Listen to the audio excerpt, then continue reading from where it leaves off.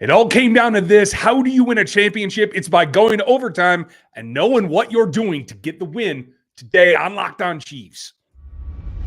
From the land of the free and the home of the Chiefs, this is the Locked On Chiefs podcast. Get your buckets ready. You can get in there right now with America's #1 Sportsbook. It is new customers that get $150 back with a winning bet of $5. That's $150 back in bonus bets. If your bet wins, visit FanDuel.com/LockedOn today to get started. Welcome back in, folks. This is it. This is the culmination of our series about this Super Bowl and how it got done, the biggest factors, the biggest plays, and who really stood out. It's a long time coming. Tomorrow we'll move on to the draft. Today we're going to take one last moment to celebrate here on the Locked On Podcast Network. That means your team every single day, everywhere, on every platform, starting here on YouTube, where you can like and sub and hit the bell. And then go over to Spotify, go over to Apple, go to any audio platform you want for a podcast, and you will find us for free 5 days a week, plus, especially in the off season. You everydayers already know that. We love you guys. We appreciate it. You can get on there and become an everydayer by listening every day, getting subscribed, and even hitting our text line at 816-357-8781 for all the additional information. He's Chris Clark from Chiefs Corner. He's going to run down all the quarterback stats, the capology, which is going to get really, really important here coming up in about 5 hours.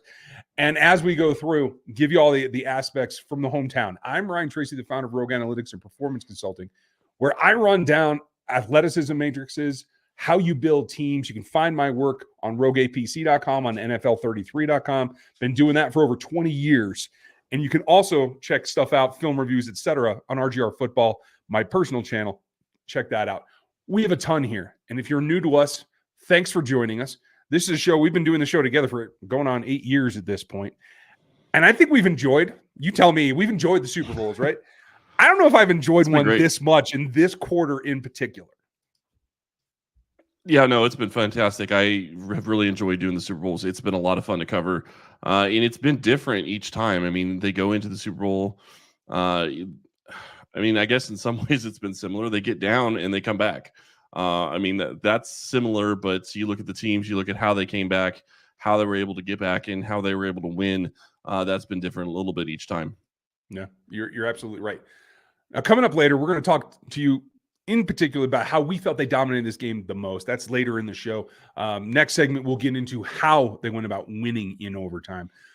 But this right here is the biggest factors. And like you said, it's about understanding what you're capable of, knowing that, hey, at 10 down, you're still in the realm of possibility. Nothing scares Patrick Mahomes or this team being down 10. Well, the other thing that didn't scare him, because they knew what the hell they were doing. And that's the biggest difference here. And there's been tons of story. We're not going to beat this to death.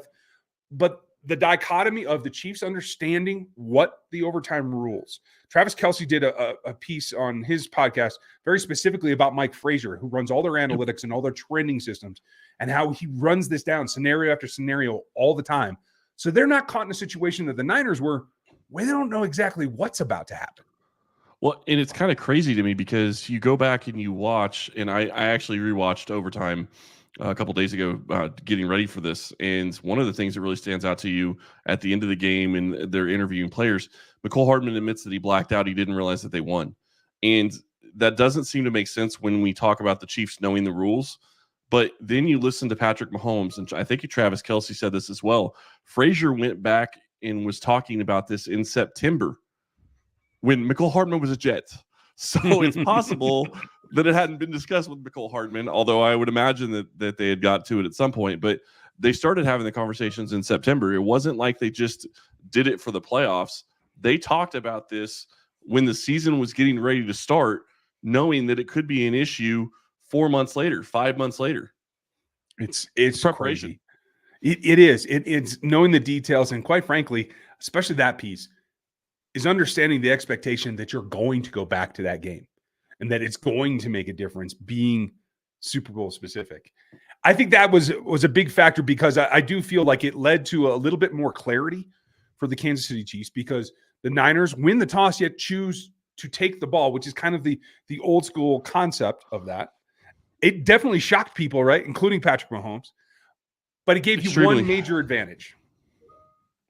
it extremely challenged Patrick Mahomes, and he didn't understand it. And I think a lot of the Chiefs sideline didn't understand it. But to me, I'm not going to say Kyle Shanahan was lying. That's not at all what I'm trying to say. But his answer didn't make sense to me, because there are so many different ways to play overtime in the playoffs where they get a field goal or you get a touchdown, whatever. The other team's going to get the ball. Kansas City came out and said if they got the ball and both teams had scored a touchdown, they're going for 2. They're not going to give them a chance to get another score, to get the ball back and to score. They're going to put it all on the line. I really would have loved to. Well, in some ways, would have loved to have seen that. But at the same time, you look at it, and overall, it's just why the biggest thing for the Chiefs that worked to their advantage is knowing that they had 4 downs to get wherever they were going. Didn't matter when or where they had the ball, they had 4 downs to get there. The only way that wouldn't have been the issue, possibly, is if the 49ers don't score a point on their first possession.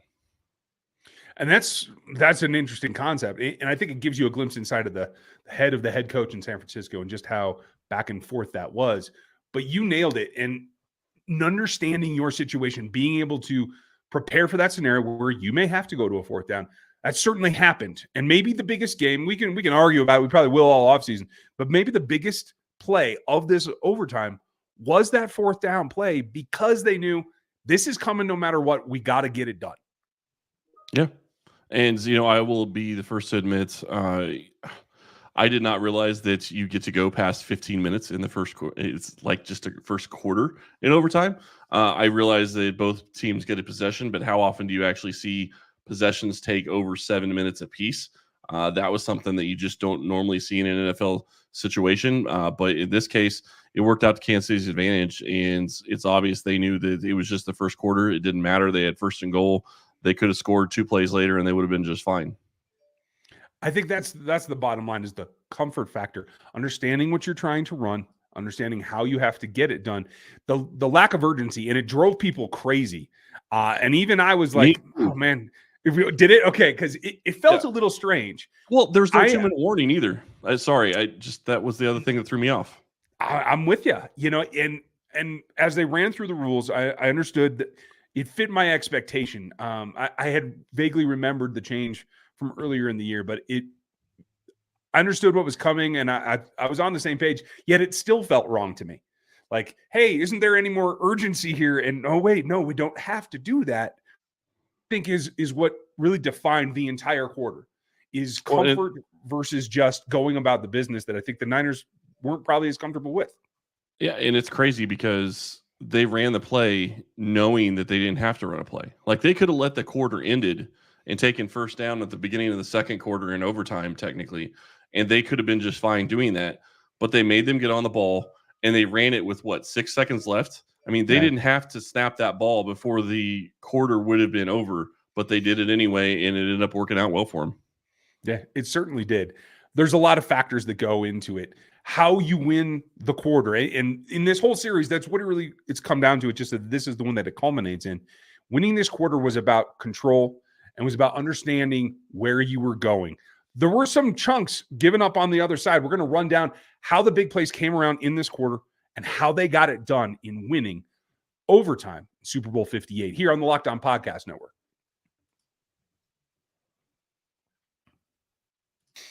Get buckets with your first bet on FanDuel, America's #1 sportsbook. Because right now, new customers, you get $150 in bonus bets with any winning $5 bet right now on FanDuel. That's $150 if your bet wins. Super straightforward and simple. Bet all your favorite NBA players with the teams that you're looking for, whether it's quick bets, same game parlays, exclusive props, and everything else under the sun.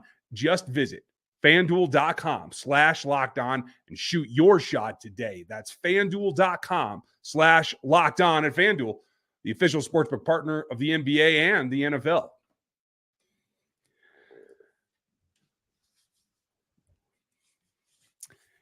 Here on the Locked On Podcast Network, it means your team every day. It also means that you can get 24/7 coverage on Locked On Sports Today. So definitely check that out. I think you guys will dig it, and you will see our faces on there from time to time, along with all the other major shows. Major shows cover major topics, and this is the one. There were clearly other plays, and I want to go what I think was, like you said, running a play late, not having letting somebody take a breath. It's also about materializing what you have that's in your quiver, right? Like throwing all the arrows, so to speak, for a Kansas City Chiefs team that you have the ability to throw. And that comes back to reliving and tweaking a play that won you a Super Bowl last year. And for me, it all comes down to the subtleties that were in this play, because I think this was the biggest play of the overtime. I get it. I mean, I understand why it's the biggest play. They score a touchdown, they win the Super Bowl. It's all over. I mean, it's everything.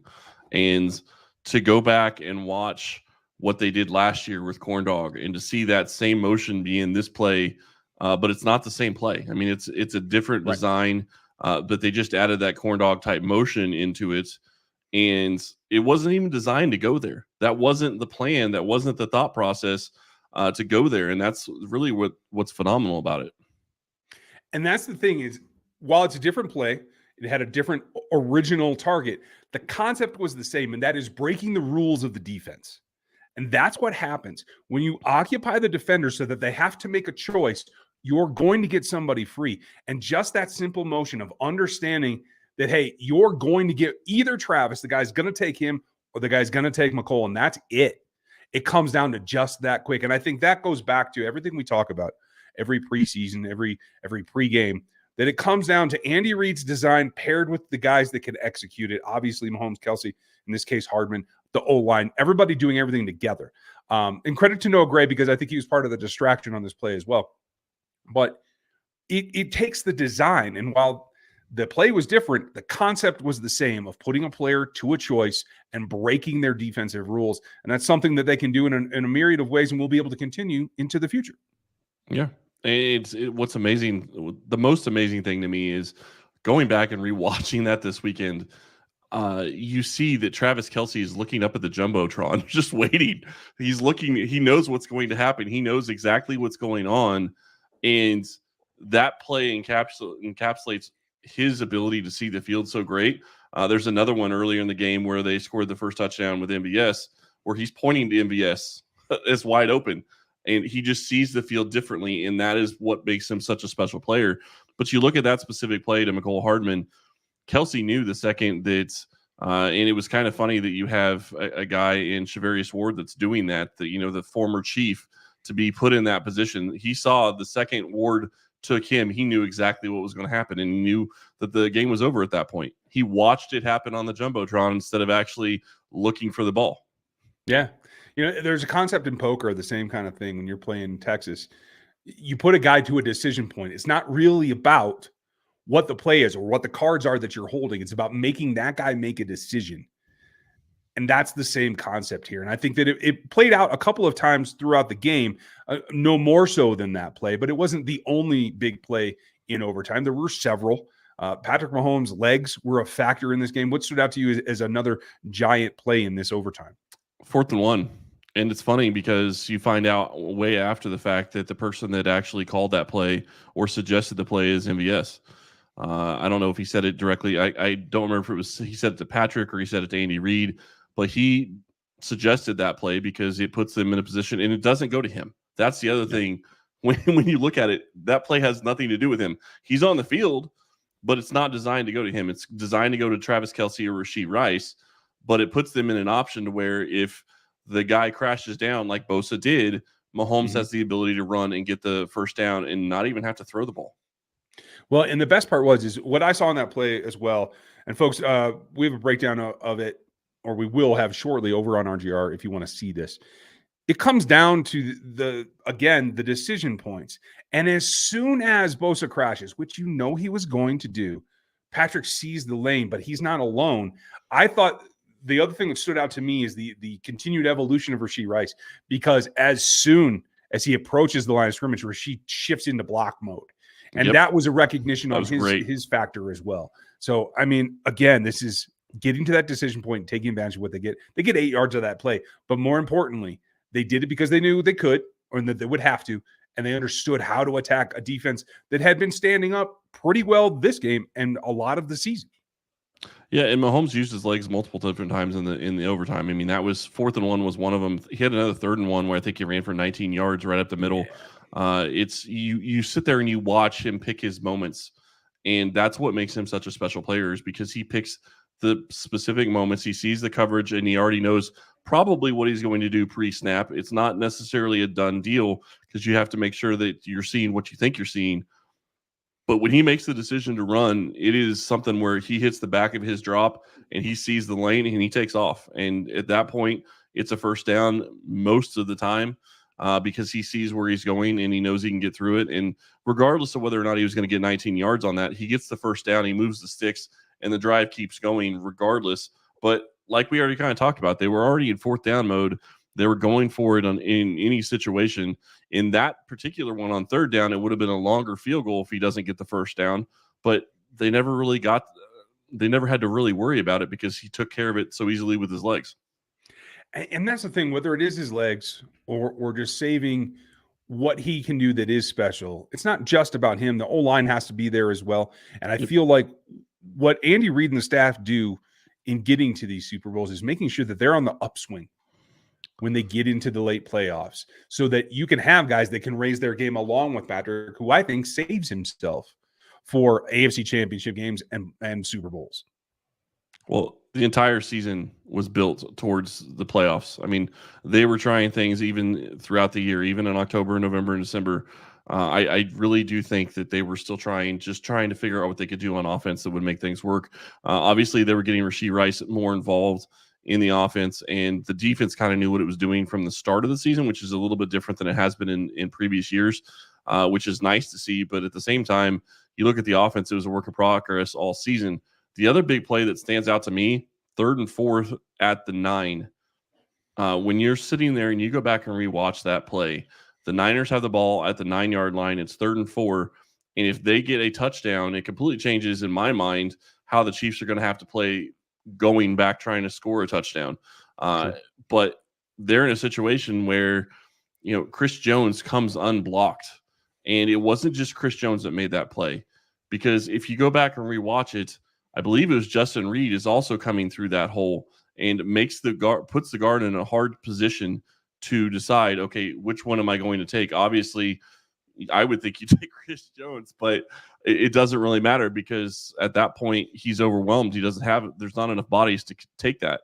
And if you go watch the receivers on that play, Ayuk is open, wide open on the backside. And then wasn't it Juwan Jennings, I believe, is open near the end zone the way that Purdy threw the ball, but he couldn't get it to him. I mean, again, putting a guy to a decision point, I agree with you. Yep. I would always take Chris Jones.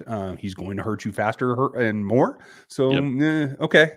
I mean, they got a lot of good plays in this one. And I think who raised their game, we've talked about the plays, but the whole team had to come around in this particular quarter, overtime, whatever we're going to call it. Because the Niners did get some chunks. They had a 9-yard gain and an 11-yard gain. They got one for 10 on plenty of different chunks that could have led to something negative, but they were able to settle down, raise their game back up. Who did that? And how did they dominate this overtime period to get this championship? That's coming up next here on the Locked On Podcast Network.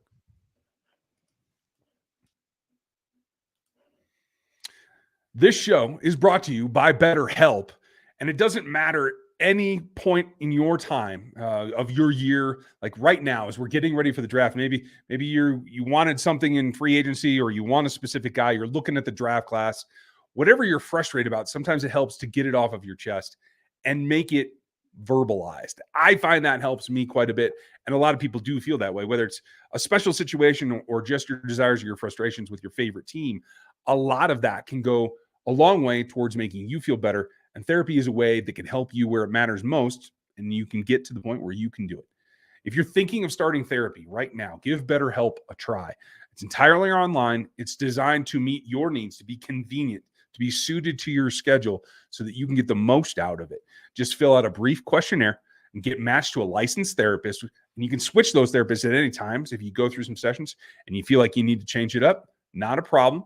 And there's no additional charge for any of that. It lets you have the peace of mind to get things where you need them and get them off your chest as well. So learn right now. It takes more to be happy, and BetterHelp can help you. Visit BetterHelp.com/lockedon and get 10% off today on your first month. That's BetterHelp, BetterHelp.com/lockedon. Check out BetterHelp today.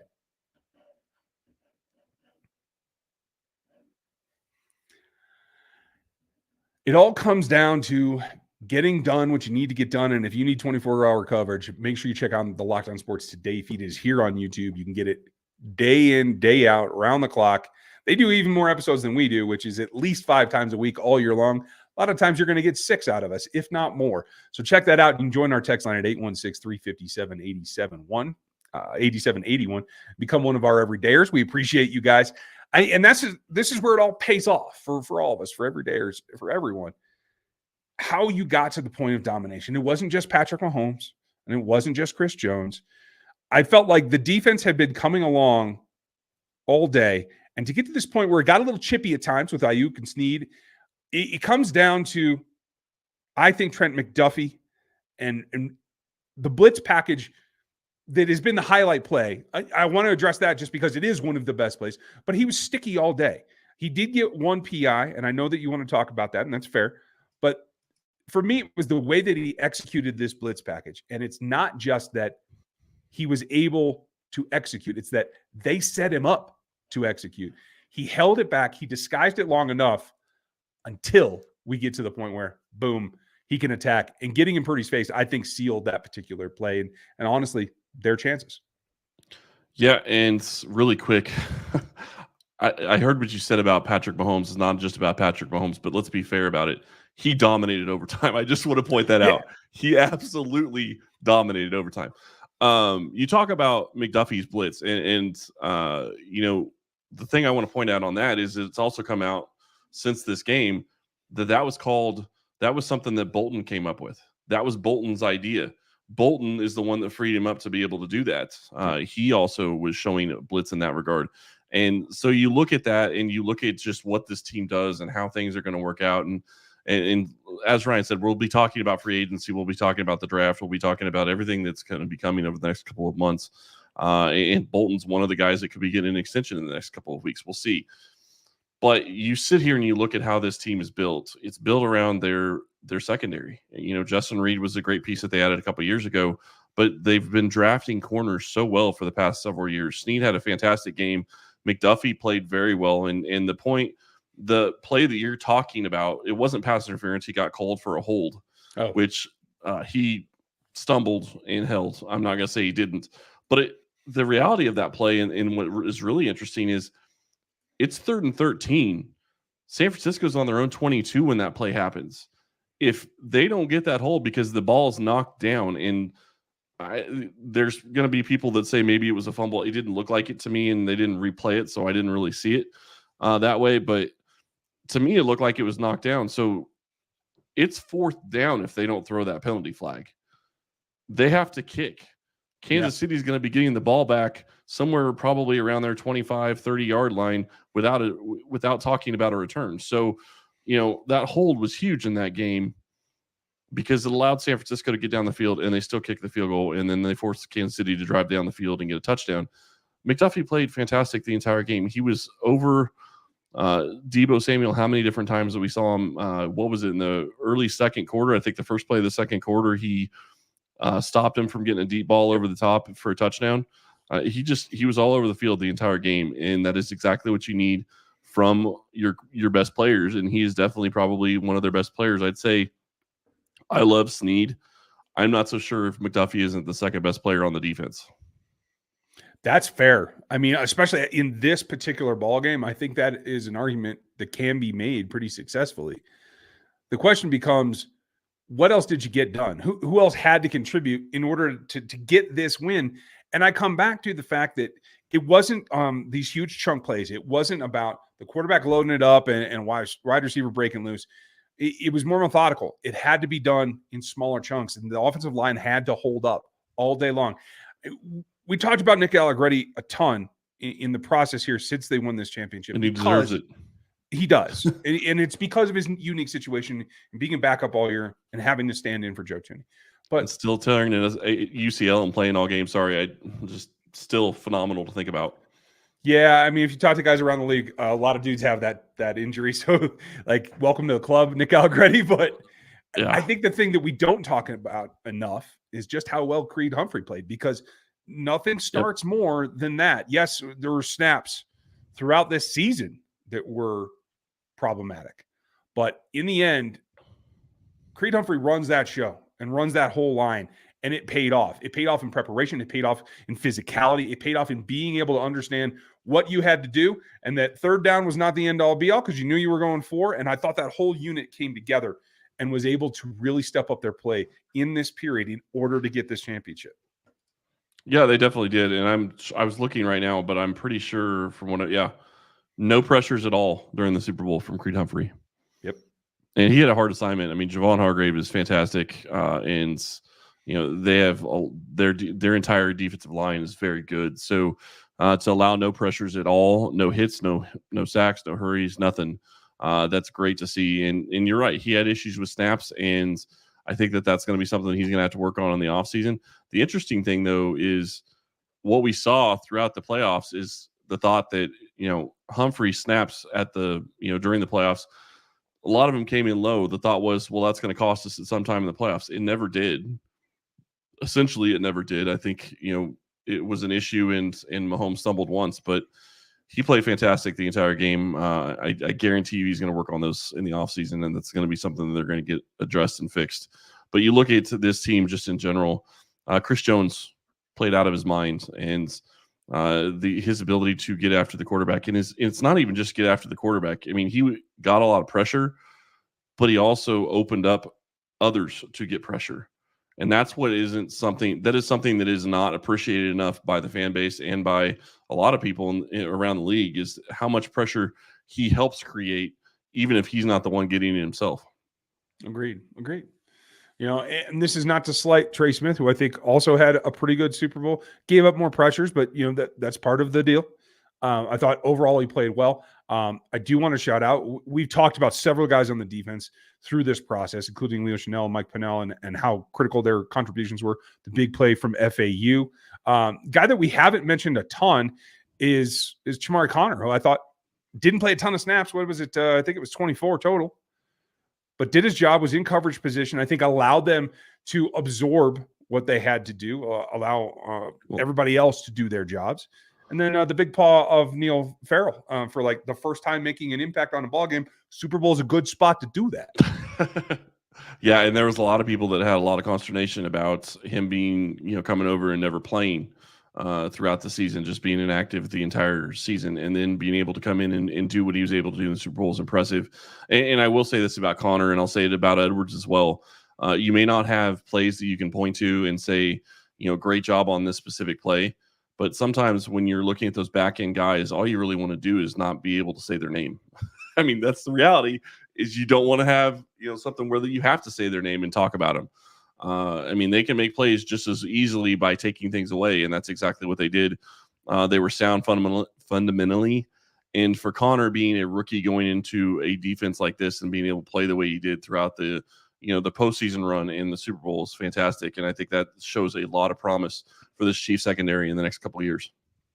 I completely agree with you. So championship is in the bag, back to back. Now it's the triple that they're looking for.